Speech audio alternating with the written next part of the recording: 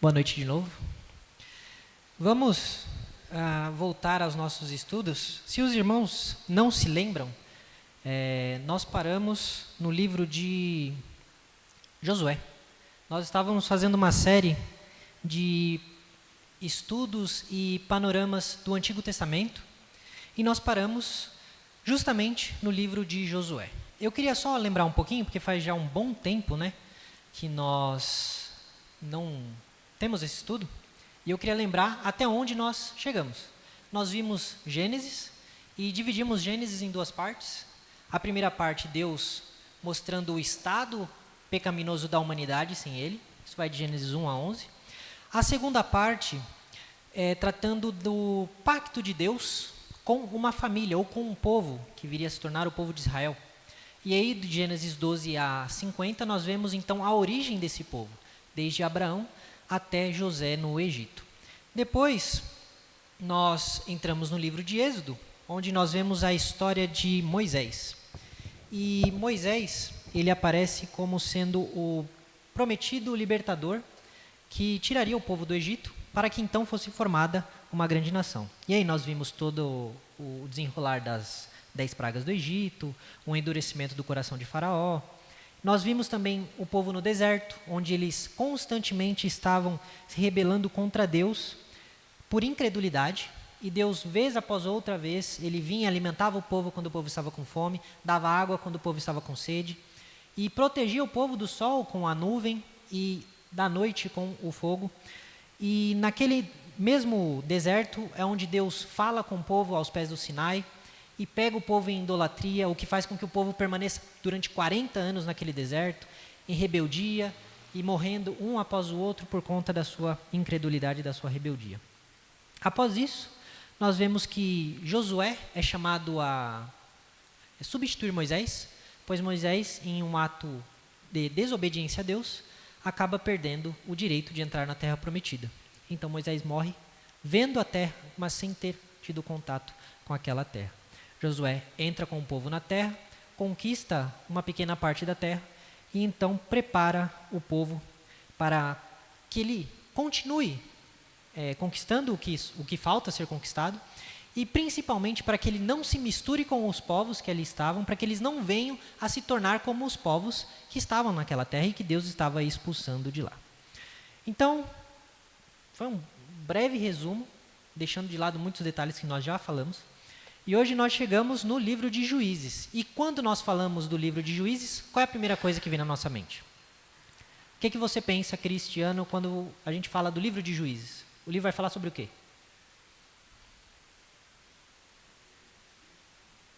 Sobre juízes? De fato, você não está errado. Josi, querida mãe, o que a senhora pensa quando nós falamos de juízes? Qual é a primeira coisa que vem à cabeça? Que história você está esperando? Eu sei que você conhece o livro, mas que história você esperaria encontrar num livro chamado Juízes?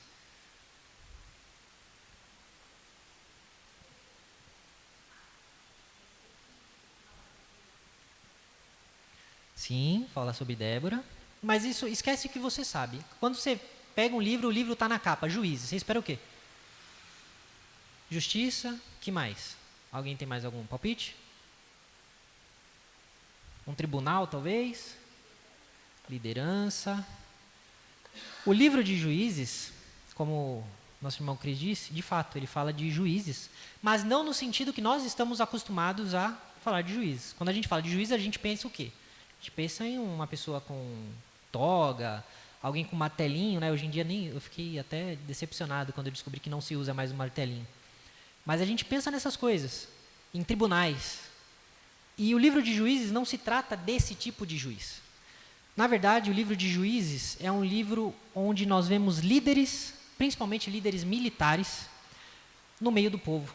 Não só liderando militarmente, mas também administrando o povo. No tempo aqui onde a história se passa, os fatos são narrados, os juízes, eles são esses líderes, mas eles são também chefes de famílias, o que nós chamamos de clãs. Eles são pessoas que são os cabeças daquelas famílias. E esses cabeças da família são os responsáveis por liderar o povo que está sobre o seu cuidado. O livro, então, ele vai apresentar um problema que ele é teológico logo no começo. Como Deus, sendo santo, pode tolerar um povo que vive em pecado e rebelião? Lembre-se que Juízes está vindo logo depois de Josué. Eles acabaram de entrar na Terra Prometida, eles estão num ambiente hostil, ou seja, rodeado de povos que não são hebreus, que não creem no mesmo Deus que eles, que não têm a mesma cultura que eles, são povos completamente diferentes deles, e são povos que viram eles tomarem parte do seu território. Então há uma certa hostilidade de todas as partes. Então, quando nós vemos esse contexto, nós vemos também um povo sendo tentado a permanecer ou a, como é que eu posso dizer? A tomar para si ou absorver os costumes daqueles povos que estavam ali. É algo que acontece hoje. Qual é o principal problema das igrejas, ou vamos pensar, dos jovens da igreja cristã nos nossos dias? É que eles se amoldam com a mentalidade do mundo, a mentalidade que nos cerca. Porque a nossa cultura, assim como todas as outras culturas, ela é altamente influenciável. Uma pessoa que não está decididamente empenhada em permanecer sobre os princípios do Evangelho, ela vai ser contaminada e a forma como ela enxerga o mundo, os pressupostos dela, vão ser moldados. Talvez não de forma radical, mas de alguma forma pela cultura. O povo de Israel ia ser pressionado a isso e de fato irá ser pressionado a isso durante todo o livro de Juízes. Então, Juízes é a história de um pai, no caso Deus, que se recusa a abrir mão da sua eleição, do seu chamado sobre um povo, ainda que esse povo permaneça rebelde. Vamos lá. Quem escreveu o livro, nós não sabemos. O livro não traz o nome do seu autor, mas ele dá sinais. Ele dá sinais de que esse livro provavelmente foi escrito perto da monarquia de Israel. E por que eu digo isso? Existem pistas que o autor deixa durante todo o texto do livro, que ele é abertamente, ou não tão abertamente assim, pró-Davi e anti-Saul. E a gente vai chegar nesses pontos aos poucos. O livro vai mostrar, em uma das suas, em um dos seus apontamentos, ele vai mostrar um claro caos e idolatria acontecendo sempre e primariamente por parte das tribos de Benjamim e do norte, que são tribos da onde vem Saul e seus descendentes. Por outro lado, ele sempre vai apontar, ou quase sempre vai apontar, lugares de esperança, liderança e segurança vindos de Judá. Então esses são pequenos sinais que a gente começa a entender que talvez esse livro tenha sido escrito ali por volta do reino de Davi, talvez até de Salomão, mas não depois disso. Algo entre ali o próprio tempo de Juízes até o rei Salomão, mais ou menos. Certo? Qual é a estrutura desse livro? Parece meio chato, né, falar dessas coisas, mas a gente precisa entender a estrutura do livro. Por quê? Muitos dizem que Juízes se trata de um ciclo vicioso, de uma história que vai do pecado até a opressão, da opressão para a libertação e da libertação para a paz. E aí volta, a paz volta para o pecado, e assim sucessivamente. O problema é que não se trata de um ciclo, mas é como se fosse uma espiral. Imagine uma escada, sabe essas escadas caracóis? A gente tem? Imagina uma escada caracol descendo cada vez mais para o fundo do poço. O livro de Juízes narra essa descida. Por quê? Nós vamos ver que a cada juiz que passa, o padrão vai se deteriorando. Os pecados vão aumentando e a situação do povo em si só, por si só, vai piorando cada vez mais em todos os sentidos. E eu queria começar com um primeiro exemplo disso. Otoniel. Lá em Juízes 3, se os irmãos lerem do versículo 7 ao versículo 11, nós vamos ter a história de Otoniel. Quem era Otoniel? Ele é o padrão, tá? Ele é o único juiz sobre o qual esse livro não tem nenhum aspecto negativo para trazer. Significa que ele não tinha pecados? Significa que ele era perfeito? Não. Mas ele é o padrão, o modelo que todos os que viriam depois dele deveriam seguir. Ele era sobrinho ou genro, depende aí da tradução, de Caleb. E Caleb, se os irmãos e as irmãs forem lembrar, é um daqueles que entrou na terra prometida porque não duvidaram de Deus na hora de enviar os espias. Caleb, junto com Josué, espiou a terra e disse, não, nós iremos, porque Deus está conosco. E os que negaram, duvidaram e não entraram. Eles entraram. Enfim, ele era descendente desse Caleb. E adivinhem só, ele é justamente da tribo de Judá. Ele vem de uma boa linhagem, e uma linhagem que é, pelos pressupostos estabelecidos pelo próprio Deus e pelo próprio texto, pelo próprio Deus através do texto, é que ele vinha de uma linhagem escolhida, a linhagem de Davi. Então o texto diz, no verso 10, explicitamente, que vem sobre Otoniel o Espírito do Senhor. Então Otoniel aparece como sendo ungido pelo Espírito Santo, sendo tomado pelo Espírito Santo, a ponto do Espírito Santo ser o autor das ações de Otoniel, não em um transe, não em uma possessão, mas o autor por detrás de toda a liderança de Otoniel. É o Espírito Santo de Deus que vai guiar esse homem para liderar o povo, para libertar o povo. E ele vai à guerra. Por quê? Josué falou, vocês ainda têm que conquistar terras aqui. Porque Deus prometeu toda essa terra, não só o que nós conquistamos. Então Otoniel vai e guerreia com o povo para conquistar essas terras, pelo poder e através do poder do Espírito Santo. E ele tem êxito nisso. Otoniel, ele aparece como alguém honroso, um líder de fato, vitorioso, e que lidera o povo sendo fiel e corajoso, assim como todo filho de Israel ou todo líder de Israel deveria ser depois dele.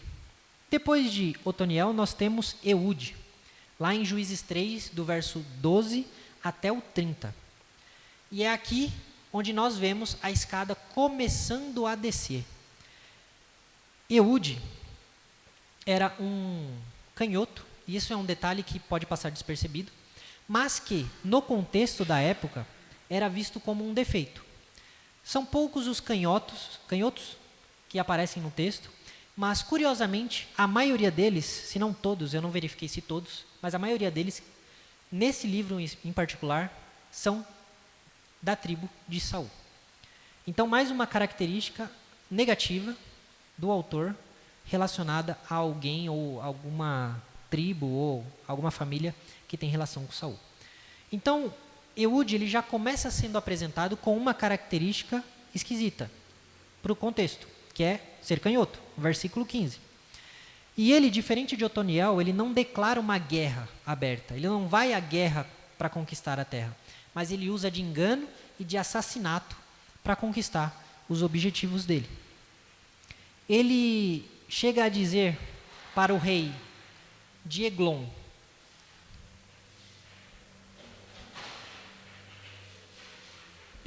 ele chega a dizer para o rei de Eglon que ele tinha uma mensagem de Deus. Então ele chega até o rei e fala, rei, tem uma mensagem do Senhor para te dizer. E a mensagem do Senhor o que era? Uma facada no bucho, literalmente. Então ele usa de engano e de mentira para assassinar um rei perverso. E a narrativa vai focar em elementos assim bem crus, que eu não vou descrever aqui, mas se os irmãos quiserem ler depois em casa ou aí agora neste momento, ela vai destacar coisas até nojentas que acontecem a partir dessa morte. E o ponto aqui é que Deus pode usar métodos que são escandalosos, como de fato ele usou Eude. Porque tudo que Deus faz, ele faz com o propósito de glorificar o seu nome, de ter o seu nome mostrado através do seu povo e também para salvar o povo que ele escolheu e chamou para si. Deus, ele soberanamente usa essa astúcia de Eude, ainda que ele não aprove os métodos de Eude. Porque em nenhum momento do texto nós vemos Deus ou o autor aprovando os métodos desse juiz. Nós vemos apenas uma narração. E isso é um ponto, inclusive, hermenêutico muito importante. Muitas pessoas usam exemplos do Antigo Testamento para criar doutrinas ou práticas para nós hoje, sem se atentar ao fato de que o texto muitas vezes está apenas narrando e não dizendo que Deus ordena ou aprova aquilo que está sendo narrado. Isso é algo que a gente tem que ter muito claro na nossa mente. Deus usa até um ímpio, ou alguém imperfeito, ou até o próprio diabo para os seus próprios fins. Não à toa, a famosa frase de Lutero diz que o diabo é o diabo na coleira de Deus, é um cão na coleira de Deus, né? Depois de Eude, nós temos, quem a minha mãe citou, Débora. E Débora, ela aparece em conjunto, porque quem era para ser o juiz, quem era para ser o libertador, era Baraque. E aqui, a escada dá mais um degrau para baixo. Por quê? Débora aparece como sendo uma profetisa e juíza, mas pelo único e simples fato de que nenhum homem havia se levantado para tomar essa responsabilidade diante do povo e diante de Deus. O texto claramente destaca que Débora ter se colocado como juíza diante do povo era motivo de vergonha para os líderes da nação. E aqui, nós não vamos ter tempo nem meios para entrar nesse debate todo de mulher pode ou não pode, porque esse é um outro papo, mas nós temos a percepção e a clareza de que Deus prepara papéis distintos para o homem e para a mulher. O texto não trata Débora como inferior, tanto é que Débora é tida como uma mulher fiel, e Deus dá a vitória na mão dela. Ela aparece sendo uma mulher honrada, e os méritos aparecem também sobre ela. Mas ela estava cumprindo um papel que não cabia a ela. Por quê? Porque faltava homens. Homens que se engajassem, que se dispusessem, que se colocassem para fazer o papel que lhes era devido. E como eu disse, a mulher não é inferior. Porque se fosse, ela jamais apareceria num status de liderança, ainda que ilegítimo. Deus usa até aquilo que não é o padrão para os seus propósitos, mostrando que a mulher tem dignidade, ainda que o papel instituído por Deus a ela seja diferente do papel do homem. A gente às vezes vê muitas pessoas tendo seus ânimos, né, exaltados quando se trata desse assunto, porque não sei se porque levam muito para o lado pessoal ou se porque não entendem de fato a lógica que a Bíblia está trazendo. Imagine que eu exija de um arquiteto que ele saiba me diagnosticar e me dar um tratamento, sei lá, para um câncer no rim. Eu posso exigir isso de um arquiteto? Eu posso exigir de um médico que ele faça a arquitetura da minha casa sem que ele tenha cursado a arquitetura? A planta da minha casa? Eu posso exigir isso de um médico? Por que eu não posso? Porque ele não estaria cumprindo o papel dele, não estudou para isso. Não é para isso que ele está ali, não é para isso que ele é médico. Ele é médico para tratar doenças. O arquiteto é arquiteto para criar plantas. O homem, assim, age ou faz aquilo pelo qual Deus o criou. A mulher age e faz aquilo pelo qual Deus a criou. Esta que é a questão. O médico não é menos importante porque ele não é um arquiteto. A mulher não é menos importante porque ela não é homem, e vice-versa. São papéis em funções distintas. Isso que é importante. Sempre bom dizer isso, né? Dito isso, Baraque, que é o general que tem medo, ele chega a dizer, no capítulo 4, verso 8, que se Débora fosse com ele, ele iria até a guerra. Mas se ela não fosse, ele não iria. E o que isso demonstra? Demonstra que ele estava mais confiante em Débora do que no próprio Deus. A covardia dele era tanta que ele estava mais seguro por causa de Débora do que por causa do próprio Deus. E aí nós vemos uma terceira figura que aparece, que é a figura de Jael, para quem a vitória aparece sendo creditada. Jael, alguns vão dizer que é homem, outros vão dizer que é mulher. Tem todo um debate também que a gente não vai entrar porque é muito complexo, comprido. Mas Jael, uma pessoa que é semi-israelita, vamos dizer assim, não é uma israelita de fato. Ela é uma queneia, mas que vive ali. Ela mata o general inimigo, Cícera, e também, assim como Eude, por traição, violando as leis que naquela época eram sagradas de hospitalidade. Ela mata Cícera, sendo ele um hóspede na sua tenda. Ela usa de traição, de mentira e assassina o inimigo do povo de Deus. Então nós vemos que de um ideal de juiz, nós passamos para juízes covardes, ou para pessoas covardes que são substituídas, Passamos para traições, mentiras. E nós vamos descer mais um degrau no quarto juiz, que é o famoso Gideão, que vai de Juízes 6 até o capítulo 8. Esse é mais comprido. Muitos amam falar de Gideão, gostam muito de Gideão, e eu até entendo. Mas o texto aqui vai começar a mostrar uma queda cada vez mais constante a partir de Gideão. Veja só, a história de Gideão, ela já começa errada. E aqui entra de novo o problema de usar textos do Antigo Testamento para se criar padrões para se seguir no Novo. Quando se fala de Gideão, o que a gente lembra? 300. Esparta, essa é a concorrência, né? Não. Quando a gente fala de Gideão, tem os 300 também. Mas a outra coisa é o teste da lã, certo? Gideão recebe uma palavra do Senhor dizendo para ele liderar o povo. E qual é a primeira coisa que ele faz? Ah, Senhor, mas veja bem. Como é que eu tenho certeza de que o Senhor vai comigo mesmo? Me dá um sinal, vai. Aí ele pede, eu não vou lembrar a ordem agora, o nosso presbítero Fabiano, ele costuma ter uma memória melhor que a minha. Qual é? Primeiro ele pede a lã seca ou a lã molhada? O senhor lembra? Eu também não lembro. Mas ele faz 2 testes. Eu não vou saber precisar o versículo também. Mas é no comecinho da história dele. Ele pede, ora, para a lã estar seca em meio ao orvalho da terra. E no outro momento ele pede para a lã estar encharcada enquanto todo o resto está seco. Para que ele tenha certeza de que Deus estaria com ele. Gideão duvida da palavra de Deus. Gideão não tem fé, ele é incrédulo. Então nós passamos de um juiz que era modelo para traidores, assassinos, covardes e agora um incrédulo, que duvida não por uma, mas 2 vezes da palavra de Deus. Isso não é prudência, e de novo, isso não é padrão. Muitos usam o exemplo de Gideão para dizer, Deus, se o Senhor quer que eu vá para tal lugar, faça o sol nascer quadrado. Senhor, se o Senhor quer que eu namore fulano, faz ele fazer isso ou aquilo. Às vezes Deus atende, tá? Porque Deus é misericordioso. Ele deve olhar lá de cima e falar, coitado. Tadinho, tadinha. Mas isso não é padrão para a gente. Em nenhum momento nós vemos Deus aprovando isso.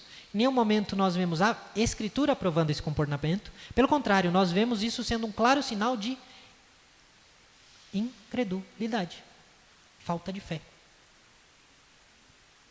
Então Deus concede aquilo que ele pediu por 2 vezes. Gideão então vai. E aí Deus conduz um exército de 300 para que ele deixasse claro que a vitória era por causa de Deus e não de Gideão. Aí tem todo um processo de seleção lá que é muito complexo, né? Quem se agachasse, bebesse água de determinado jeito, estava aprovado, e quem não fosse de outro jeito estava reprovado. Assim, fino do fino. Para que ficasse claro. Não é a lógica, não é o seu braço, não é o quão bem vocês são militarizados, não é a sua estratégia de guerra. É Deus que leva o povo à vitória. E ponto. Só isso. Depois da conquista, nós temos um outro ponto de queda. Caio, Diga. aquele da lã molhada. Isso. Então é o capítulo 6, versículo 36 e 37. Certo. Então Gideão se dirigiu a Deus dizendo, se realmente queres livrar Israel por minha mão, como dissestes, eis que eu porei uma porção de lã na eira. Se o orvalho estiver somente nela e a terra ao redor estiver seca, então saberei que irás livrar Israel por meio de mim, como dissestes. Agora lê o 39. Gideão se dirigiu a Deus mais uma vez dizendo, não se acenda contra mim a tua ira. Se eu falar somente mais esta vez, peço-te que me deixes fazer mais uma prova com a lã, que desta vez só a lã esteja seca. e que haja orvalho na terra ao redor dela. Ou seja, por 2 vezes ele duvidou. Esse é nosso amigo Gideão. E depois da vitória, como eu ia dizendo, obrigado, Fê. Gideão ele vai recusar o título de rei. E a gente começa a pensar, pô, amadureceu, né? O menino Gideão cresceu. Só que ele recusa o título de rei, mas ele age como um rei tirano. Sabe como? Primeiro, ele cobra ouro dos ismaelitas. Segundo, ele constrói um objeto de culto. E esse objeto de culto depois vira um ídolo para Israel. E terceiro, ele passa a ter muitas esposas e dá ao seu filho o nome de Abimeleque. Abimeleque, para quem não sabe, Aba, todo mundo sabe, pai. Meleque é rei, ou seja, filho do rei. Me equivoquei, falei Aba, né? Vem de bem, na verdade, que é de filho. Então, ele dá ao seu filho um nome que traz honra para quem? Para ele. Olha o que ele está fazendo. Ele não está olhando para o Senhor. Ele está agindo como um rei, ainda que tenha negado o título, e ainda está trazendo honra para si. Ele guerreia contra outras cidades, só que agora ele guerreia contra cidades israelitas, Sucote e Peniel, e ele faz isso por vingança pessoal. Gideão ele começa destruindo o altar de Baal, mas termina construindo um ídolo para ele mesmo. Ou seja, a reforma religiosa de Gideão falhou. Não só falhou, como o próprio Gideão aparece sendo transformado ao longo do tempo. E ele vira algo que ele não foi chamado para ser. Depois de Gideão, nós descemos mais um andar, em direção ao fundo do poço. E nós temos Jefté. Jefté também é conhecido, menos que Gideão, mas é. Juízes 10 até Juízes 12. Nós vemos a ignorância completa na figura de Jefté. Primeiro, Jefté, ele era filho de quê? Ou de quem? Vocês sabem? Jefté era filho de quem? Alguém lembra?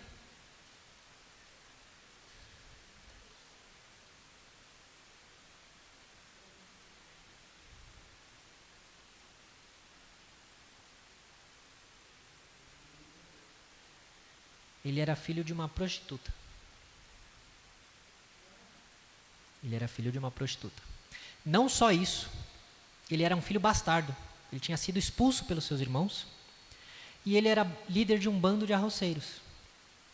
Ele era quase um dono de um motoclube. Vamos pensar assim. Ele era um sem nada, sem ninguém, sem terra, um rebelde sem causa.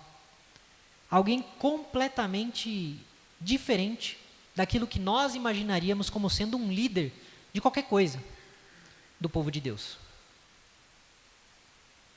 E ele, durante a sua trajetória, não vai lutar por Deus em nenhum momento. Ele vai lutar por si e ele vai fazer acordos com os anciões em Gileade para ser o chefe, se ele vencesse a guerra. Veja só, não bastando isso, como se isso não fosse suficiente, Jefté, ele vai fazer um voto a Deus, mas ele vai fazer um voto da mesma forma com que os pagãos faziam votos aos seus deuses. O que ele vai fazer? Senhor, se me deres a vitória, alguém lembra? A primeira pessoa que sair da minha casa ao meu encontro, eu vou sacrificar. Quem é que promete isso a Deus, gente? A lei que proibia sacrifícios humanos já tinha sido dada por Moisés, em Levítico 18. Deus já tinha falado para não haver sacrifícios humanos. E Jefté diz ao Senhor, ele fala, Senhor, a primeira pessoa que vier ao meu encontro e sair da minha casa, eu vou sacrificar. Isso mostra que Jefté não conhecia o caráter de Deus, ainda que conhecesse a história de Israel. Alguns vão dizer que ele não sacrificou a sua filha. Por quê? Vejam comigo lá, Juízes 11, versículo 37 ao 40.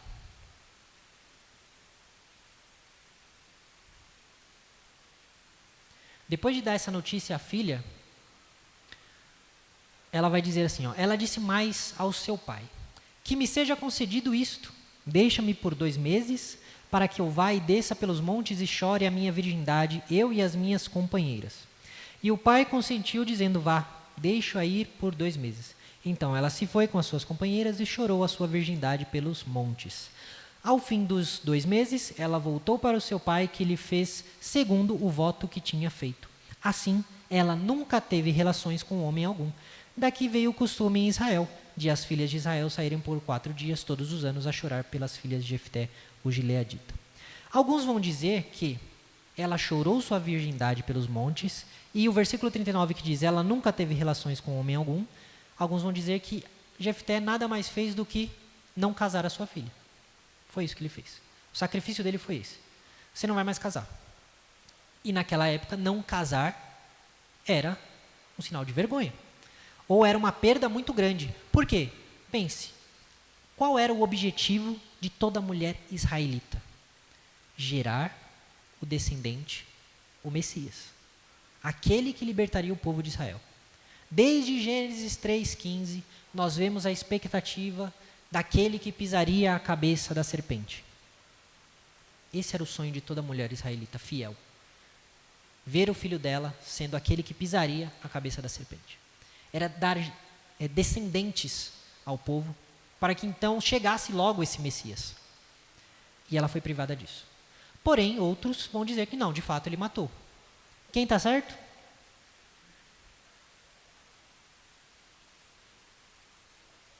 Não sei.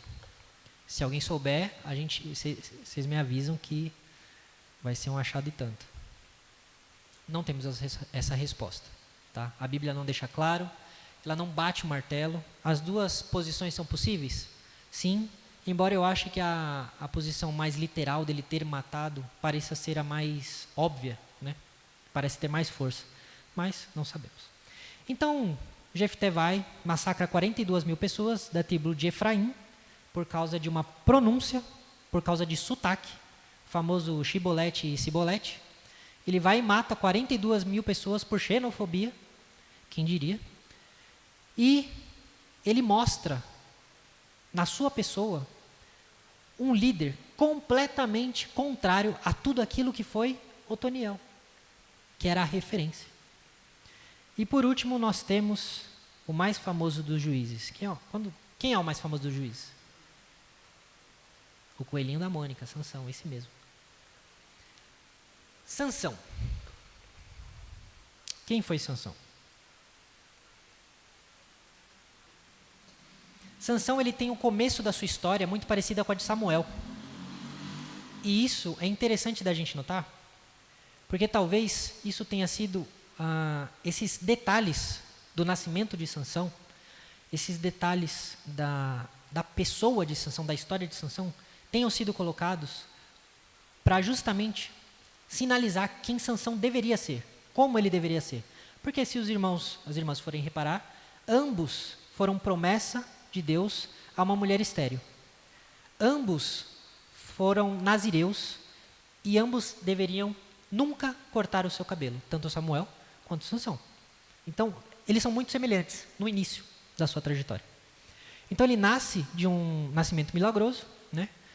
E ele recebe o voto de nazireu vitalício. Por quê? O voto de nazireu não era para a vida toda. Ele geralmente era um voto que você fazia por um período de tempo, e depois que cumprido o voto, você estava livre do voto. Sansão não, ele deveria ser nazireu para o resto da vida. E ele tinha tudo para ser o Samuel, que nós teremos no livro de Samuel, ou o próximo Josué. Só que na realidade, ele quebrou simplesmente, não um, não dois, mas todos os votos de nazireu. Ele conseguiu gabaritar a prova de como ser o pior nazireu que ele poderia ser. Primeiro, ele toca em cadáver. Ele não poderia. Ele acha um leão morto e toma o mel da boca do leão. Cria até um poema. Ele é tão debochado que ele cria um poema quando ele quebra o seu nazirato. Depois ele faz festas regadas à bebida. Não que a bebida seja um problema, mas a embriaguez nós sabemos que é. Mas no caso do nazireu em específico, ele não poderia beber nada alcoólico. Nada, zero. Se ele fosse beber cerveja, ia ter que ser zero álcool. Ele não bebe nada. E ele faz isso. Não por uma, mas várias vezes. E terceiro, ele só se apaixona por filisteias. Tanto Moisés quanto Josué disseram ao povo: não se juntem, não se casem com as mulheres desse povo, nem deem os seus filhos para se casarem com as mulheres deste povo. E não tome para vocês maridos ou esposas deste povo, para que não venham vocês a se tornarem como este povo. Todo mundo aqui sabe, eu acho, a influência que um relacionamento tem sobre a vida de alguém. Principalmente se você se casa. Geralmente a gente tem a ilusão de que ao nos casarmos, a outra pessoa vai melhorar ou vai mudar, ou a gente vai influenciar a outra pessoa. De novo, Deus deve olhar e falar: oh, coitado.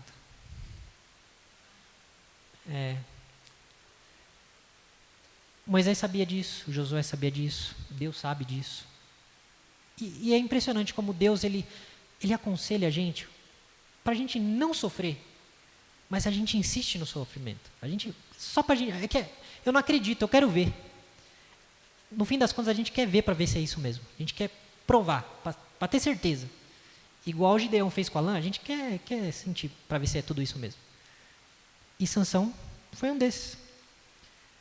Sansão, ele luta por vingança pessoal, porque matam a esposa dele, e ele vai lá e incendeia a plantação dos filisteus, dá todo um furdúncio. E Deus usa o pecado de Sansão, não a autoridade ou o chamado de Sansão, mas o pecado de Sansão, Deus usa para julgar os filisteus.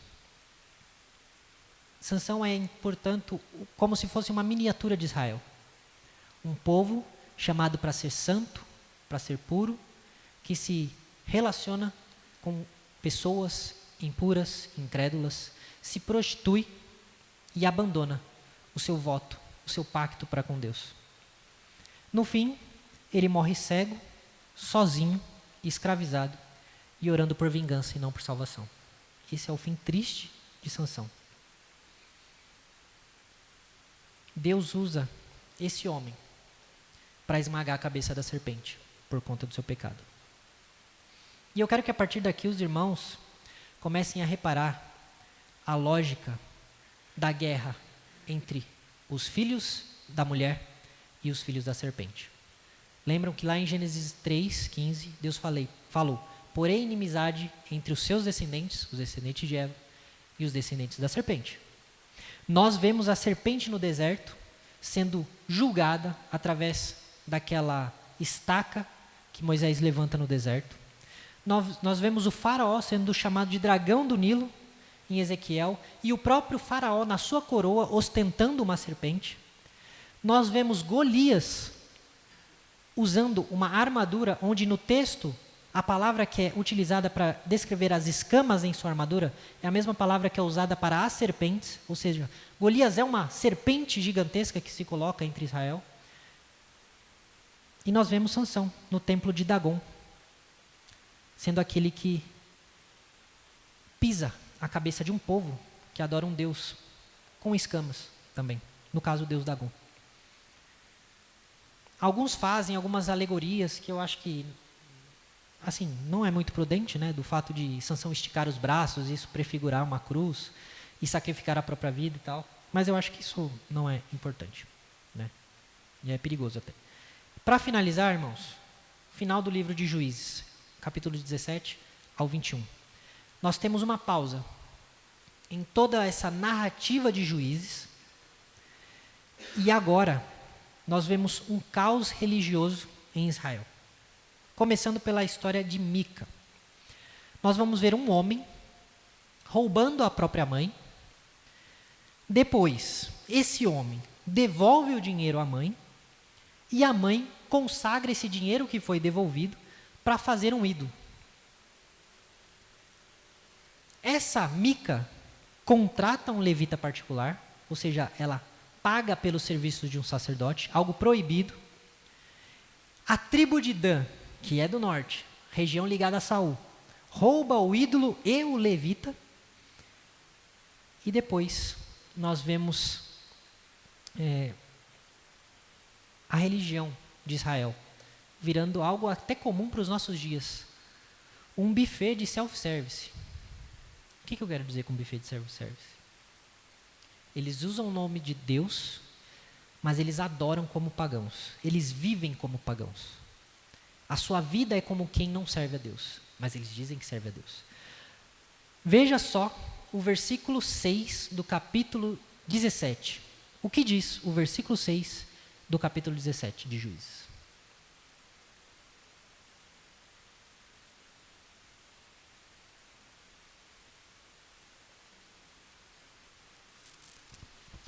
Juízes 17, 6.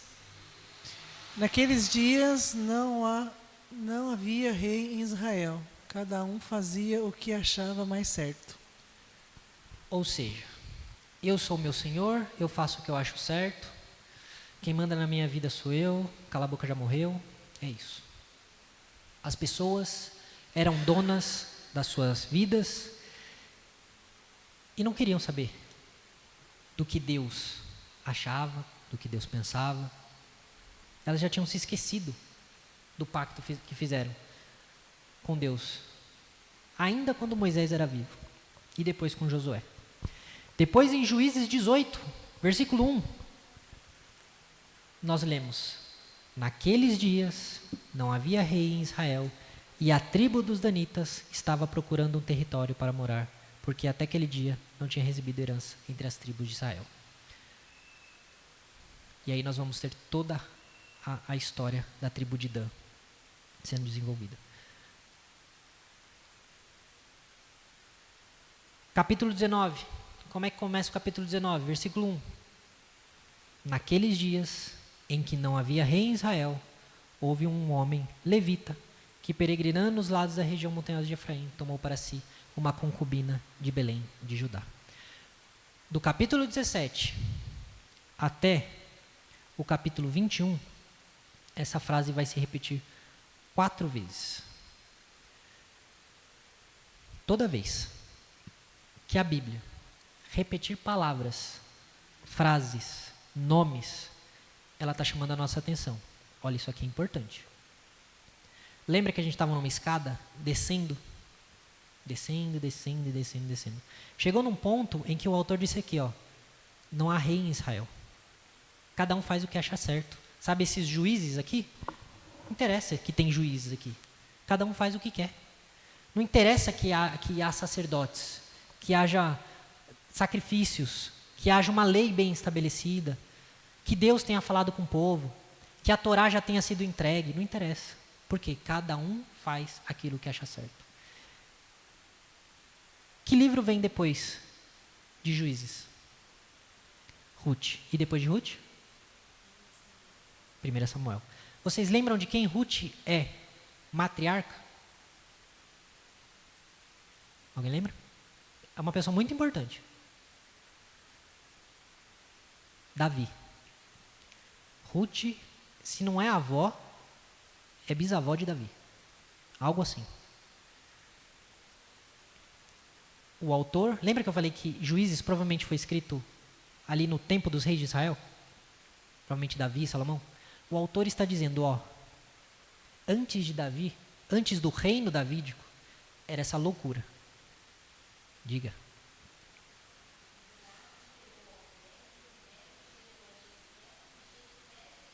Então é bisavó ou tataravó? Bisavó, né? Bisavó. O autor já está preparando a gente para 1 Samuel. Primeiro para Ruth, depois para 1 Samuel. Porque ele vai dizer, essa escada que vocês estão vendo de pecado aumentando e aumentando, ela precisa de um rei para resolver esse problema. Um rei, mas não qualquer rei. Um rei instituído por Deus. Lembra que ele está falando, ele está estabelecendo que aquilo que vem de Saul não é bom. Tudo que veio de Saul ou da tribo de Saul fracassou até aqui. Porque é um rei segundo a lógica humana, segundo os homens. E a gente vai ver isso mais para frente. Mas o rei que vem segundo Deus é esse que vai nos libertar. É esse que vai trazer ordem para o povo. Porque ele não age por si, ele age por Deus. Essa é a lógica. Então, beleza. Não havia rei em Israel. Essa informação é importante. Cada um fazia aquilo que achava certo. Isso nos lembra de uma doutrina muito importante, nossa, que é a depravação total. Por quê? Se cada um faz o que é certo e parece certo aos seus olhos, isso mostra que o problema do ser humano não é simplesmente cultural, não é simplesmente um ensino equivocado, mas é o seu coração que é inclinado para o mal. Então, a todo instante, o ser humano está fazendo aquilo que ele acha correto. Como diz o provérbio, há caminhos que para o homem parecem o quê?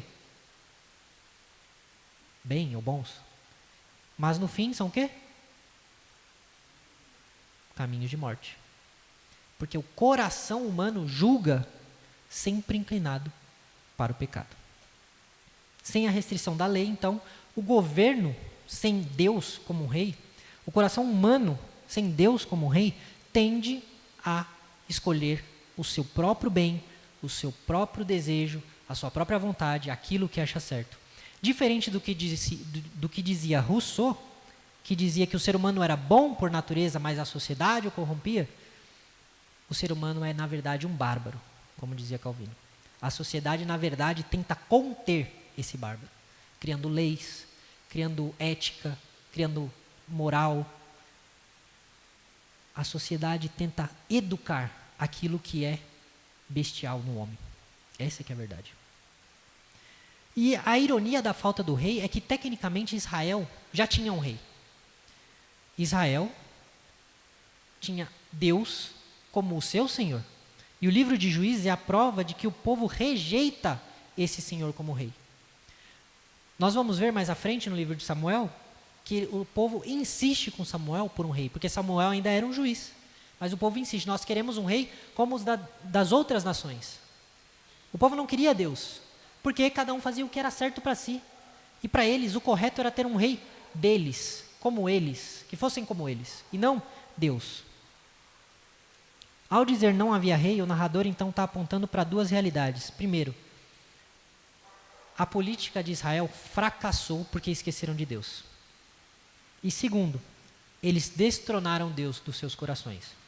Deus já não era mais rei na vida deles. E a aplicação última deste livro, a gente vai ver lendo o último versículo do último capítulo desse livro. Juízes 21, versículo 25. Quem achar, lê para a gente.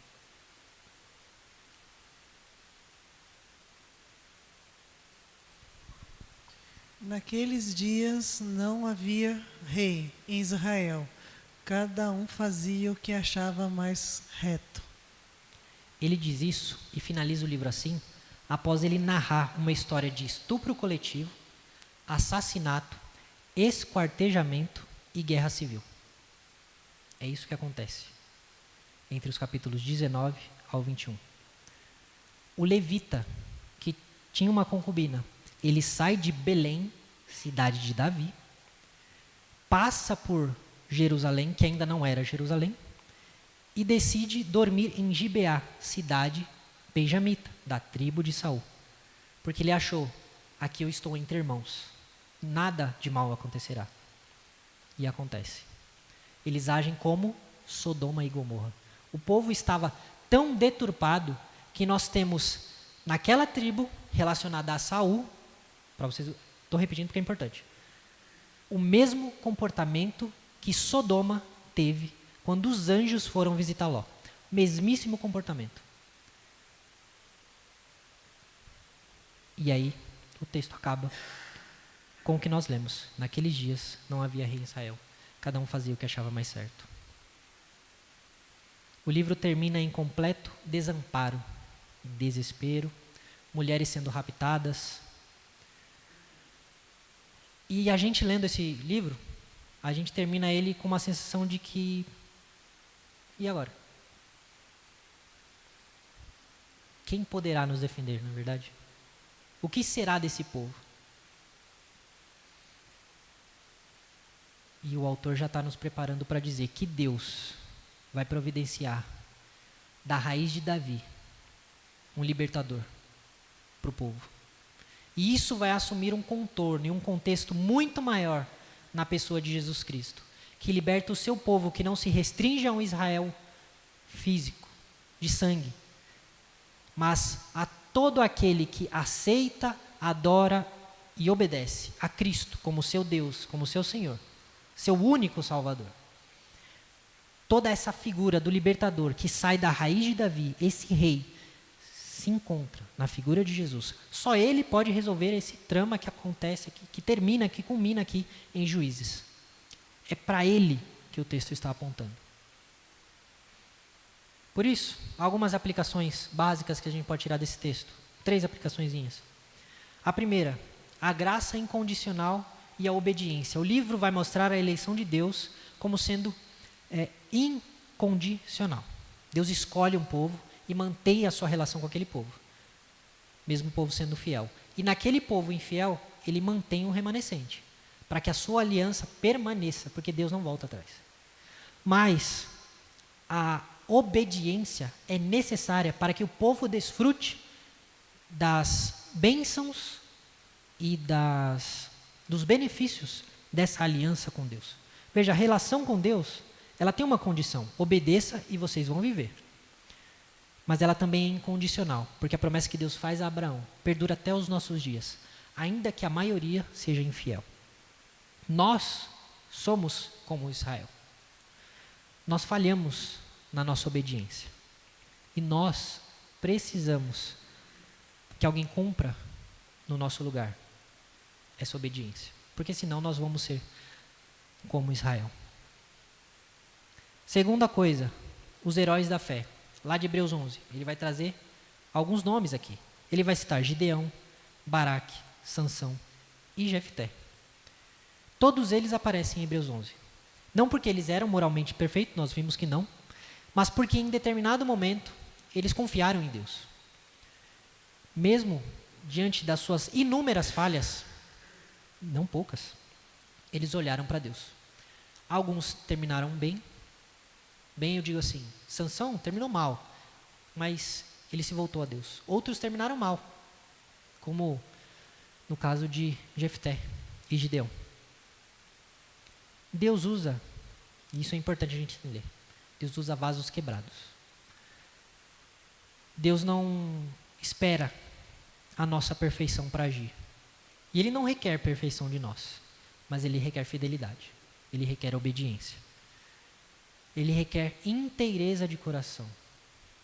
Que nós nos entreguemos sinceramente, ainda que imperfeitos, ao serviço a Ele. Porque tudo o que Deus faz é sobre o Deus que faz, e não sobre nós. E terceiro, sempre haverá a necessidade de um rei. Juízes está clamando por um rei, por um libertador.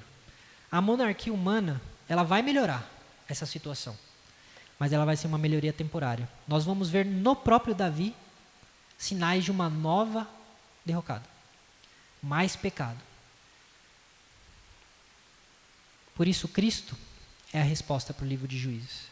Por isso que, ao contrário de Gideão, Jesus não buscou vingança, mas perdão. Ao contrário de Jefté, Jesus não sacrifica outras pessoas, ele se sacrifica. E ao contrário de Sansão, Jesus ele não cede à tentação, mas ele é fiel até a morte, mesmo em meio aos inimigos. O livro de Juízes vai mostrar que nós precisamos sempre de uma reforma moral, mas mais do que uma reforma moral, uma reforma espiritual. Todo ser humano nessa terra precisa ter o seu coração reformado por Deus, transformado pelo Espírito Santo. Nós precisamos de um Salvador que mude o nosso coração, porque se o nosso coração não for mudado, a gente entra nessa espiral, cada vez pior. Começa esquisito. Começa, você vira um meio crente, um crente que erra aqui e ali, daqui a pouco você está mais ou menos, quando você vai ver, você não é sombra do que você foi um dia no povo de Deus. É assim que funciona. Nós precisamos de um Salvador que mude o nosso coração e um rei que governe com a justiça eterna. Somente disso que nós precisamos. Se não tivermos isso, a gente está perdido. Amém?